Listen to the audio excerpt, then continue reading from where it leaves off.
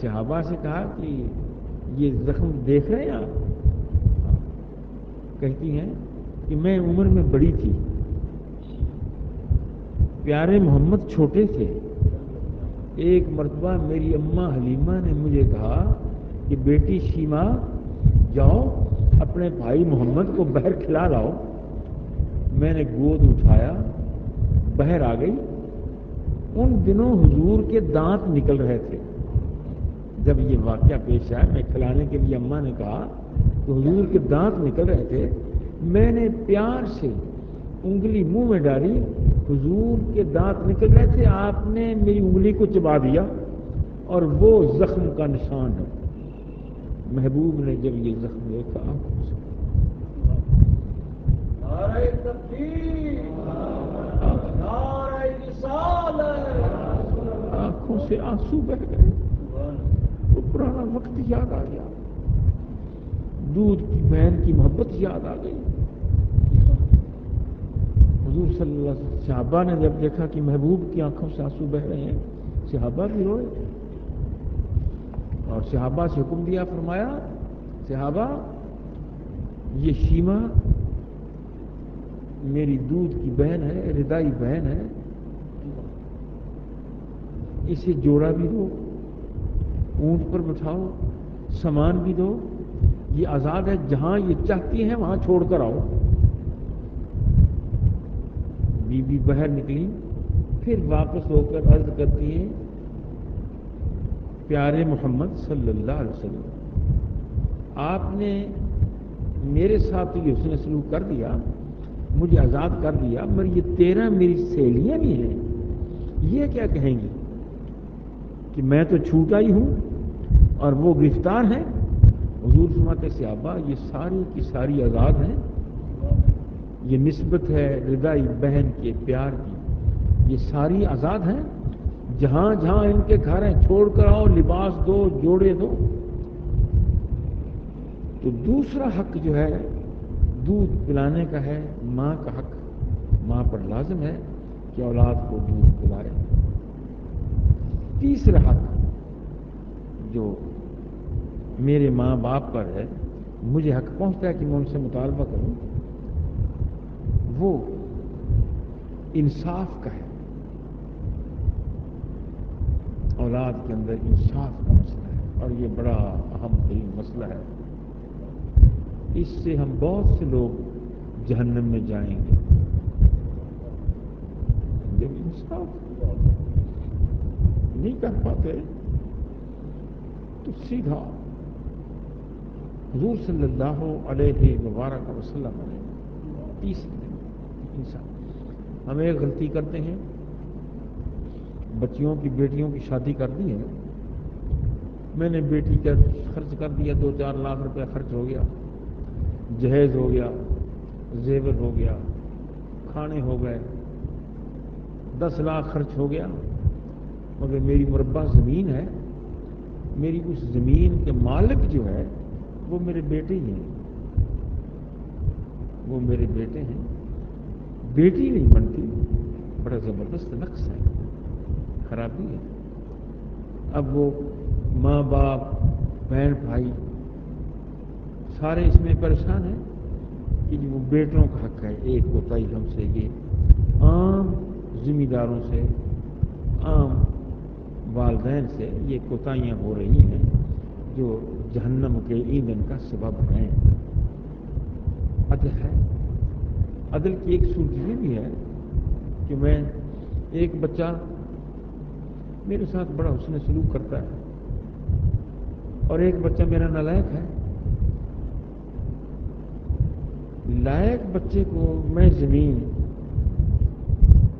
ساری دے دیتا ہوں، جائیداد ساری دے دیتا ہوں، مکان سارا دے دیتا ہوں، اور نالائق کے متعلق اخبار میں کرتا ہوں کہ یہ نالائق ہے، محروم ہے، آنکھ کر دیتا ہوں۔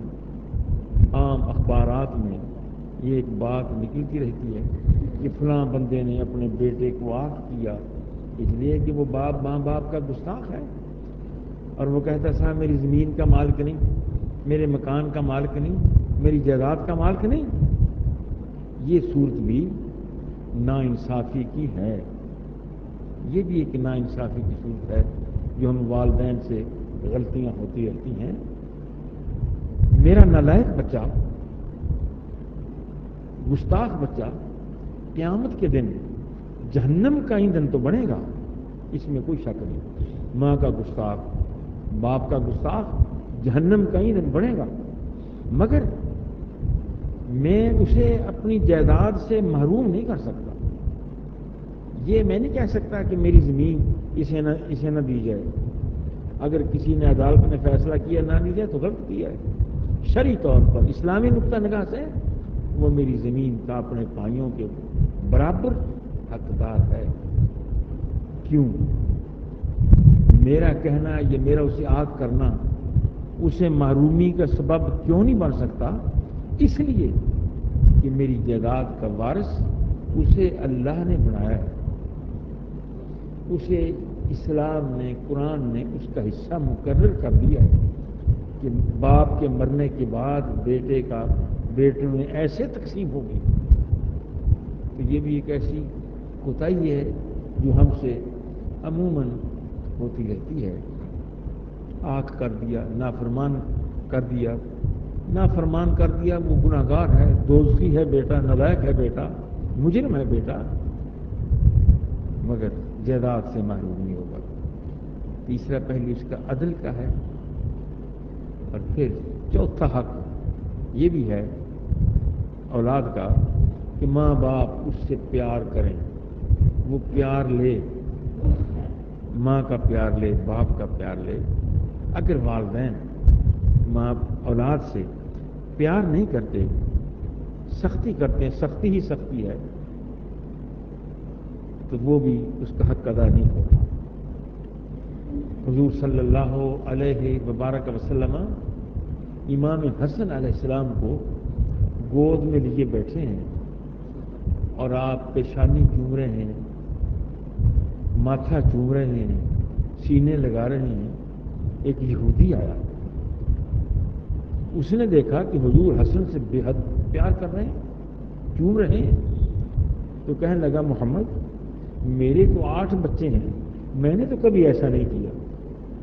حضور فرماتے ہیں تیرے دل میں رحم نہیں ہے، تیرے دل میں رحمت نہیں ہے، تو زیادتی کرتا ہے. یہ رحمت ہے. اولاد پر، والدین پر لازم ہے کہ وہ اپنی اولاد سے حسن سلوک کرے اور پیار کرے. چوتھی بات، پانچویں، جو اولاد والدین کی ذمہ لازم ہے کہ وہ اولاد کے ساتھ کرے، وہ یہ ہے کہ میں اپنی اولاد کو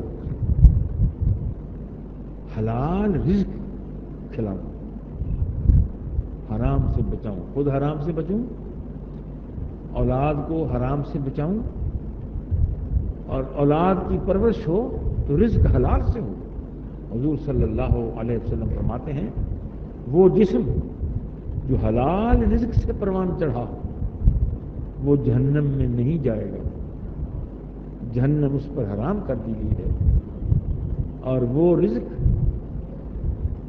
جو حلال سے پروان چڑھا، جنت اس پر حلال کر دی گئی ہے، وہ جہنم میں نہیں جائے گا.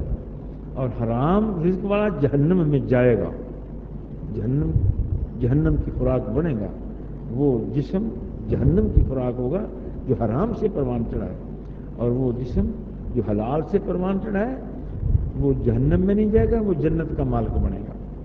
رزق حلال تھوڑا ہو اللہ اس میں برکت دے دیتا ہے.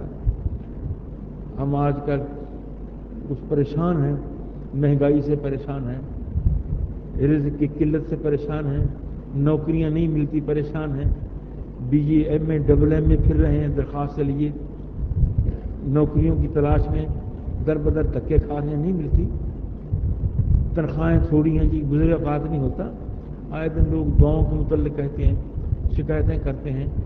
تو میں ایک بات کہا کرتا ہوں کہ بیٹے رزق کے لیے میں بھی دعا کرتا ہوں، آپ بھی دعا کریں کہ اللہ ہمیں رزق حلال میں برکت دے، آپ کے گھر میں بھی برکت ہو، اور وہ سارے لوگ جو محروم ہیں حلال سے اللہ انہیں حلال دے. مگر کچھ کفایت شعاری بھی کرو، کفایت شعاری کا بھی احساس ہو. یہ ہم نہیں کرتے. تنخواہ تھوڑی ہے، محکمے پر، دفتر پر، ادارے پر میں یہ تو زور دیتا ہوں کہ صاحب میری تنخواہ بڑھاؤ، مہنگائی بڑھی ہے، مگر اپنے گھر میں جو اپنا میں علاج کر سکتا ہوں وہ نہیں کرتا. وہ مجھے چاہیے کہ کفایت شاری، یہ ایک بہت بڑا دینی مسئلہ ہے. اگر میرا 100 روپے کا خرچ ہے تو میں اس کی کوشش کروں کہ 70 خرچ ہوں. 10 روپے کا خرچ ہے تو کوشش کروں 2-4 خرچ ہوں، کچھ بچاؤں. یہ بھی ایک سامنے رکھنا چاہیے.